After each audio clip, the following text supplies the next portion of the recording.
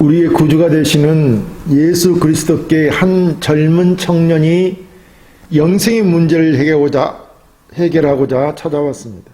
그는 당시 유대 간원이었고 부자였으며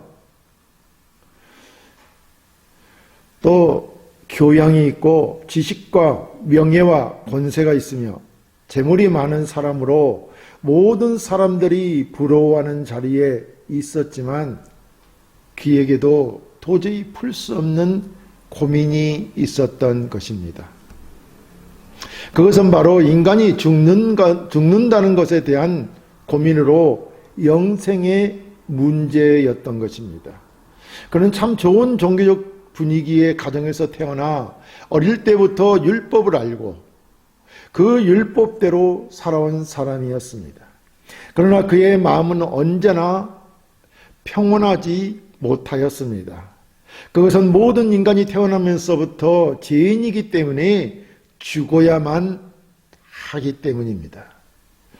그렇기 때문에 이 간혼이라고 하는 젊은 청년도 이러한 인생의 고민으로 인생의 깊은 세계와 자신의 영원한 미래 문제를 생각할 때마다 몹시 답답함을 가졌을 것입니다. 그래서 예수님을 찾아와서 영생의 문제를 질문한 것입니다. 이렇게 모든 인간이 해결하지 못하는 인생의 근본 문제가 바로 영생에 관한 것입니다.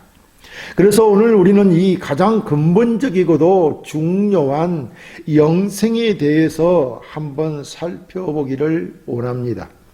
첫째, 영생은 인생의 가장 근본적이고 중요한 문제입니다.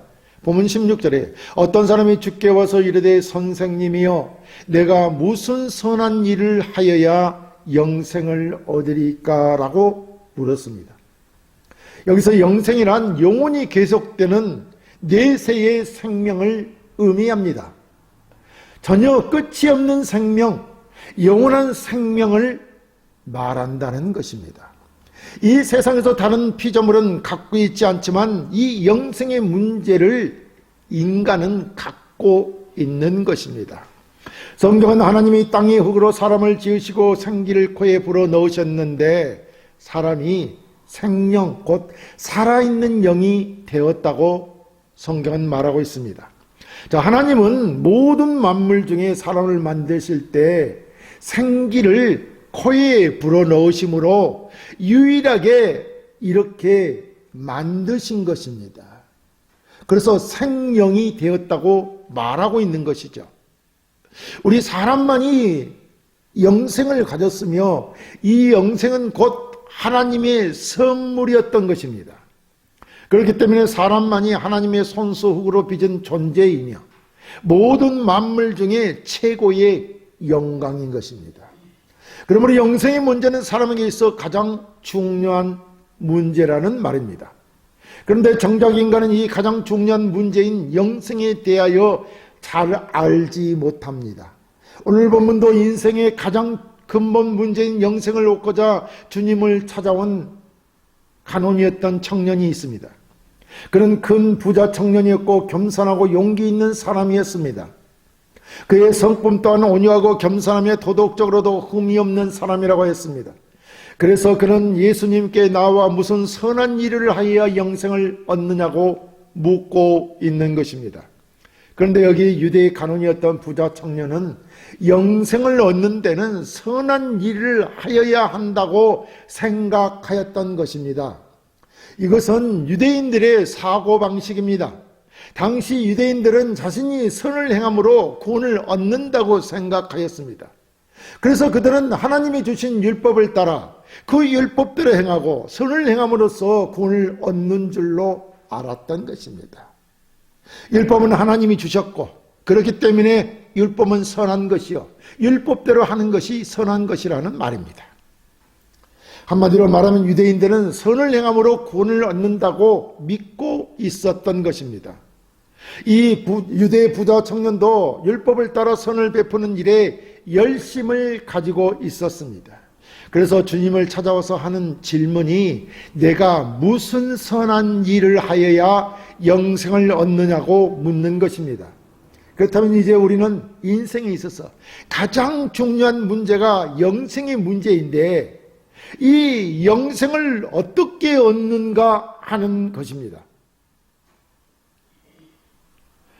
왜냐하면 이 유대 부자 청년이 영생을 얻는 문제는 하나님이 자신들에게 주었던 율법을 따라 무슨 선한 일을 해야 얻는 줄 알고 있었던 것입니다.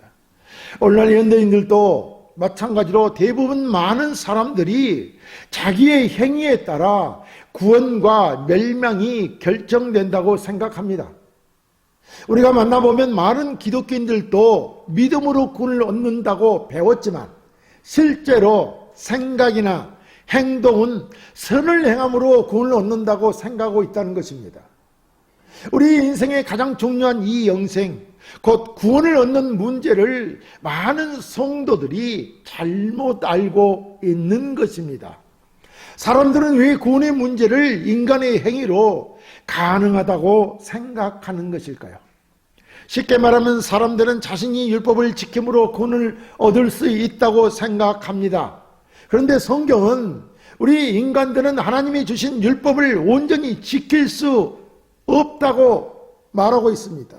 왜냐하면 인간은 죄로 인하여 부패했기 때문에 결코 하나님의 율법이 요구하는 것을 만족시킬 수 없다는 것입니다. 모든 인간은 다 죄인이기 때문에 말입니다. 사도 바울도 로마서 7장 10절에 생명이 이르게 할 그 계명이 내게 대하여 도리어 사망에 이르게 하는 것이 되었도다. 생명이 이르게 할 계명이 내게 대하여 도리어 사망에 이르게 하는 것이 되었다는 것입니다. 계명이 나에게 사망에 이르게 하는 것이 되었다는 것입니다.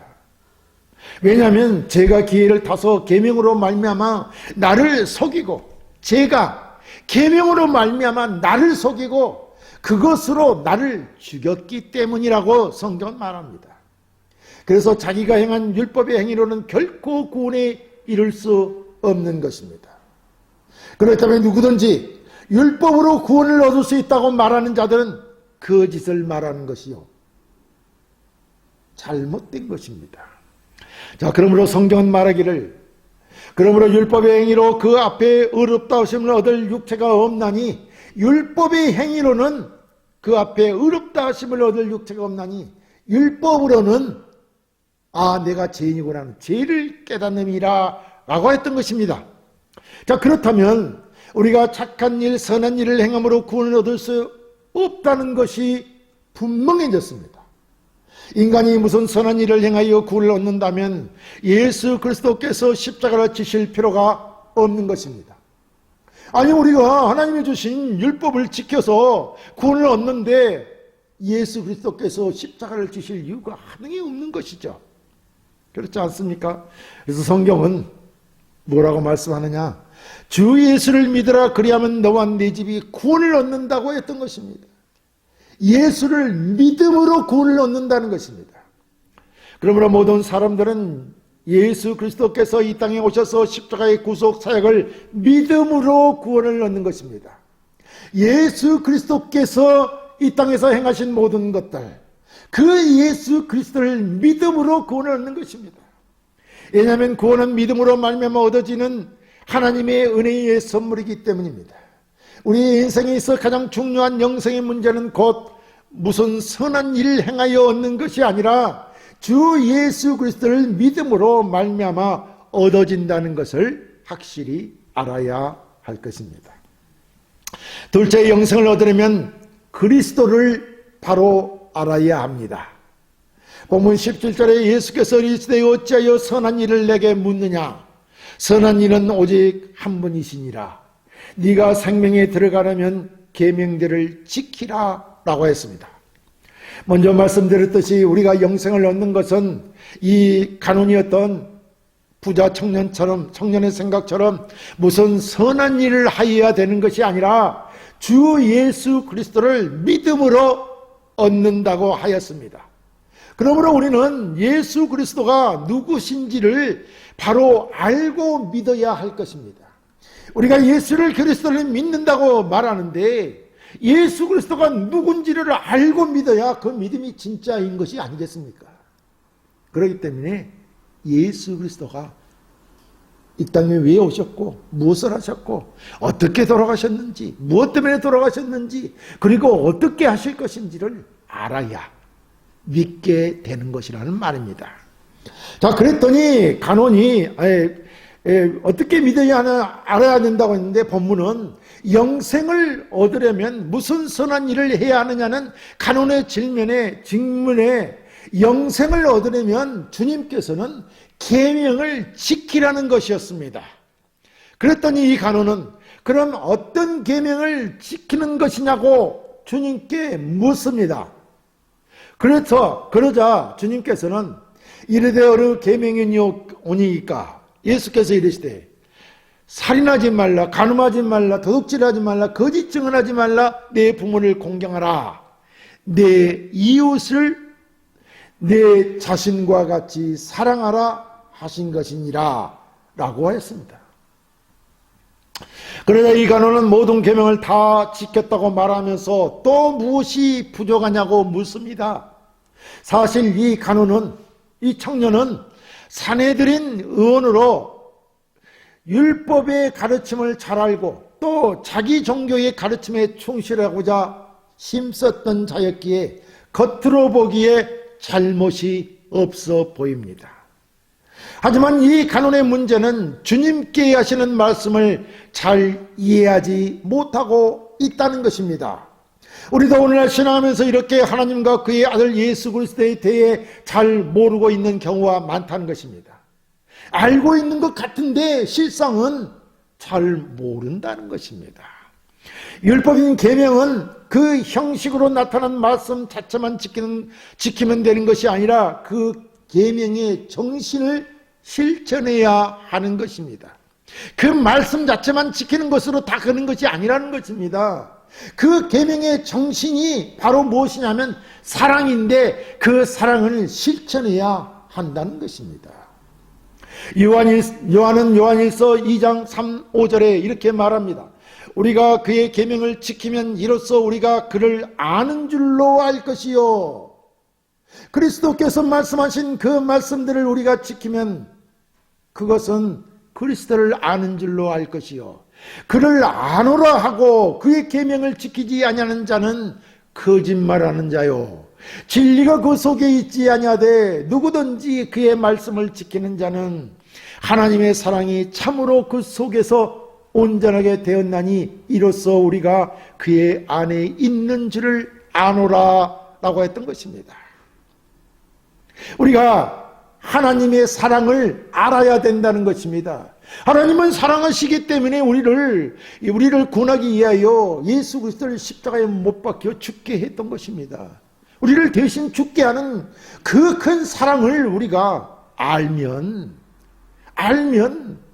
당연히 우리는 그 안에 거하는 것이고 주의 계명을 지키는 것이 되는 것이죠.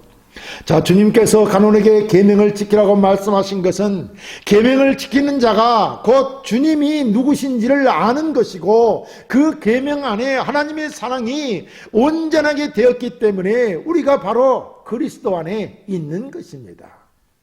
그러므로 계명을 지키는 자는 하나님을 아는 것이고 동시에 하나님 안에 거하는 것이며 구체적으로 하나님의 사랑을 실천하는 것입니다.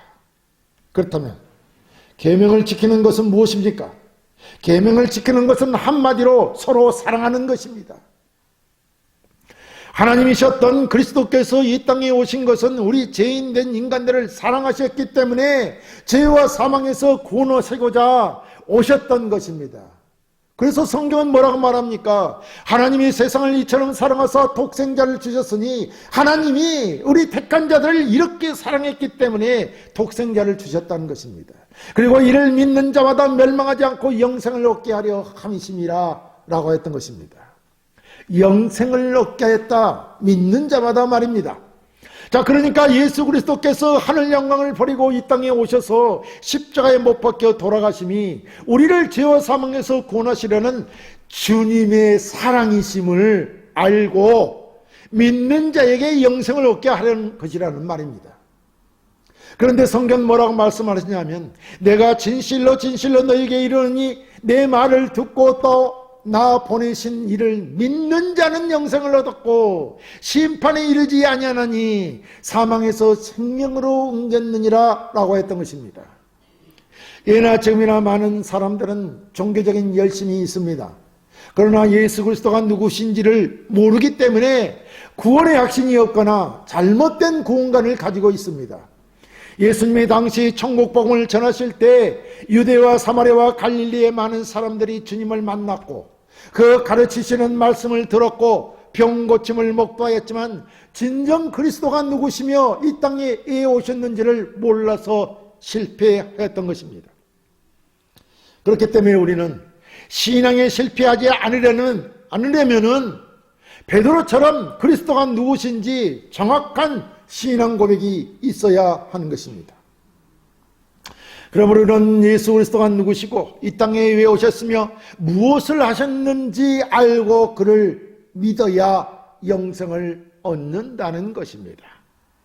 이런 믿음으로 섬길 때 그때야 비로소 하나님의 사랑 안에 거하며 하나님의 말씀인 계명을 지키는 것입니다. 그러므로 우리는 오늘부터 더욱더 결심하여 예수 그리스도를 아는 자들이, 아는데 열심을 내는 자들이 되어야 할 것입니다. 셋째, 영생은 온전한 성도가 되어 천국에 가는 것입니다.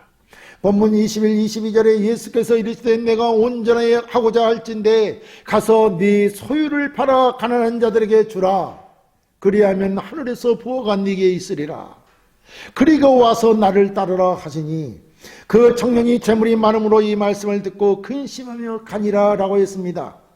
여기서 하늘의 부활한 이 세상의 재물이나 명예 등과 같은 세속적 가치와는 비교할 수 없는 고귀한 가치를 지닌 영생을 나타내는 말입니다. 하늘의 보화가 곧 영생이라는 말입니다. 보화는 보물이 아닙니까? 귀한 것이 아닙니까? 그 가장 귀한 것이 뭐라고요? 하늘의 영생이라는 말입니다. 그래서 주님께서는 이 젊은 청년에게 영생을 얻으려면 계명들을 지키라고 하였습니다. 그랬더니 이 젊은 청년은 모든 계명을 다 지켰다고 말하면서 아직도 무엇이 부족한지 물었습니다. 그랬더니 주님이 하시는 말씀이 네가 온전하고자 할진대 가서 네 소유를 팔아 가난한 자들에게 주라.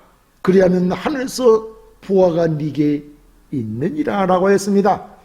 주님은 모든 계명을 다 지켰다고 하는 청년에게 한 가지 부족한 것이 있는데 이웃에 대한 사랑이라는 것입니다. 그러므로 네가 진정 네 이웃을 네 자신과 같이 사랑한다면 네 소유를 팔아서 네 이웃의 가난한 자들에게 주라는 것입니다. 내 이웃의 가난한 자들이 내 자신인데 왜 내 소유를 팔아서 못 줍니까? 당연히 줄 수 있는 것이죠. 이 말씀인 것입니다. 우리가 보듯이 주님은 19절에 네 이웃을 네 자신과 같이 사랑하라고 말씀하셨습니다. 그런데 이 젊은 부자 청년은 이 내 이웃 사랑까지도 다 지켰다고 말했습니다. 분명히 그렇게 말하고 있지 않습니까? 그렇다면 주님과 청년의 이웃 사랑에 대한 무언가 차이가 있다는 것이 아닙니까? 그 차이는 분명히 확실히 다르다는 것입니다. 청년이 이 계명을 지켰다고 하는 그 수준은 비록 가난한 자들에게 자선을 베풀고 이웃을 해하는 일은 행치 않았지만 가난한 자들에게 자선을 베풀기는 했고 악한 일도 행하지는 않았지만 선한 일을 했지만 그것은 율법의 요구의 형식적인 반응이지 진정으로 이웃을 자기 몸과 같이 사랑해서 행한 것은 아니었다는 것입니다. 오늘날 현대를 살고 있는 우리도 마찬가지입니다.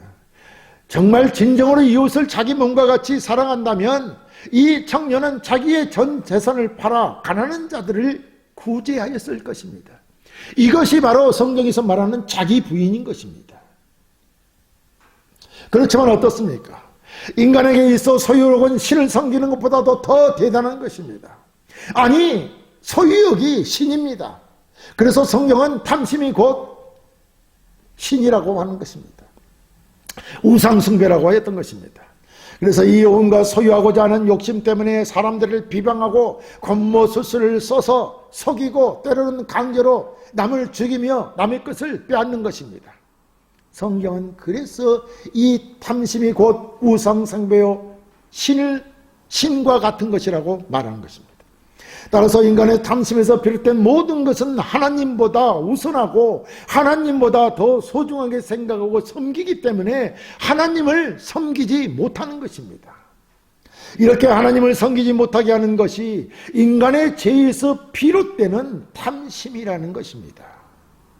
그래서 주님은 이 청년의 그러한 본 모습을 다 아시고 그가 온전한 사람이 되기 위한 조건으로 그의 소유를 팔아 가난한 자들에게 주라고 말씀하신 것입니다. 사실은 이 문제에 접근하려면 우리가 죄인임을 깨달아야 하는 것입니다. 그리고 우리가 행하는 모든 것이 죄로부터 비롯된 것이라는 것도 알아야 하는 것입니다. 그리고 사도 바울이 고백한 그 고백을 우리도 할 수 있어야 하는 것입니다. 자, 성경은 재물과 하나님은 겸하여 섬길 수 없으며 하나님을 온전히 섬기지 않고는 구원에 이를 수 없다고 했습니다. 이 청년 같은 경우 영생을 사모하여 얻고 싶으면서도 재물에 대한 집착 때문에 자기의 소유를 버릴 수 없었던 것입니다. 우리 인간이 이런 소유에 잡힌다면 우리는 죄에서 벗어나지 못할 것이기에 온전한 성도, 즉 영생을 얻을 수 없을 것입니다. 그래서 성경은 우리가 영생, 즉 구원을 얻으려면 철저히 자기를 부인하는 것입니다.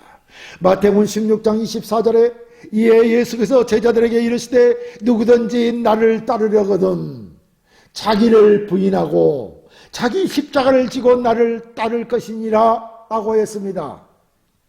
우리가 구원을 얻는 유일한 길, 영생을 얻는 유일한 길은 주 예수를 믿는 것입니다. 그래서 예수를 믿는다는 것은 예수님을 자신의 주인으로 섬기는 것입니다. 그렇다면 종은 주인의 뜻에 따라 사는 것이 아닙니까? 종이 주인의 뜻에 따르려면 자신의 모든 것을 포기해야만 하는 것입니다. 종은 자신의 생각과 뜻과 모든 행위를 주인의 뜻에 맞춰야만 하는 것입니다. 그러므로 주님을 믿고 섬긴다는 것은 우리의 모든 것을 포기하고 자기의 모든 것을 부인하는 것입니다. 그리고 주님을 따르는 것입니다. 그때 비로소 영생을 얻는 온전한 성도가 되어 하나님 나라를 상속받게 되는 것입니다. 사랑하는 성도 여러분, 우리 인생에 있어서 가장 중요하고도 근본적인 문제는 영생입니다. 그래서 하나님 아버지께서 그의 아들 독생자 예수 그리스도를 십자가에 못 박아 죽이면서까지 그의 사랑의 은혜로 우리를 구원하시는 것이 아닙니까? 이 세상의 그 어떤 것과도 비교할 수 없는 영생을 우리에게 주시기 위해서 말입니다. 이것은 학구부동한 영원한 진리입니다. 그래서 이 세상 그 무엇보다도 우리에게 중요한 것은 하나님에 대한 믿음인 것입니다. 그러므로 우리는 주와 복음을 이해 살아야 합니다. 영생을 얻은 자는 더욱더 말입니다. 그것은 이 세상의 어떤 것보다도 더 중요하고 가치 있는 영생이 걸려있는 문제이기 때문에 말이죠. 설상 우리가 주와 복음을 이해 우리의 집이나 형제 자매나 부모나 자식 그리고 모든 재산을 버릴지라도 주님은 오히려 풍성히 채워주시고 영생도 주시는 것을 알아야 합니다. 이러한 신앙이 여러분에 있기를 원합니다. 이런 신앙을 가진 여러분을 하나님이 그의 모든 신령한 복과 기름진 복으로 채워주시기를 주의 이름으로 축원합니다.